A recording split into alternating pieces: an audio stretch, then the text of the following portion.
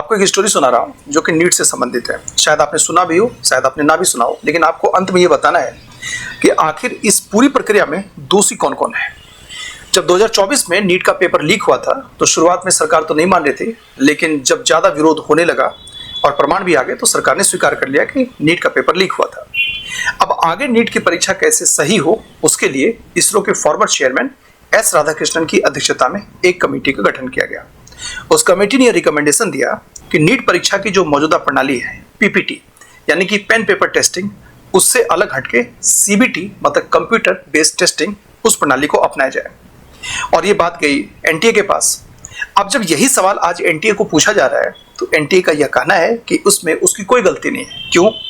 क्योंकि वह जो पेपर लेता है वह ministry of health and family welfare के बिहाफ में लेता है। तो जब आगे बढ़कर मिनिस्ट्री से सवाल पूछा गया क्यों नहीं आपने परीक्षा की प्रणाली पीपीटी से बदलकर सीबीटी किया, तो मिनिस्ट्री की तरफ से कोई जवाब नहीं आया। लेकिन उनके अधिकारियों का यह कहना है क्योंकि इस परीक्षा में 20 से 25 लाख कैंडिडेट्स अपियर होते हैं, इसीलिए इसमें कम से कम 15 शिफ्ट में एग्जाम कराना पड़ेगा। और 15 शिफ्ट में कराने का मतलब है कि 15 शिफ्ट के लिए अलग अलग क्वेश्चन पेपर, रिजल्ट निकालने के लिए नॉर्मलाइजेशन कराना पड़ेगा क्योंकि हर एक शिफ्ट के क्वेश्चन का लेवल अलग अलग होगा। उसके बाद इससे जुड़े हुए अधिकारी का यह भी कहना है कि जब पिछले साल पूरी प्रक्रिया को पारदर्शी बनाने के लिए नीट पीजी के एग्जाम को 2 शिफ्ट में किया गया, तब उसमें सुप्रीम कोर्ट कूद पड़ा।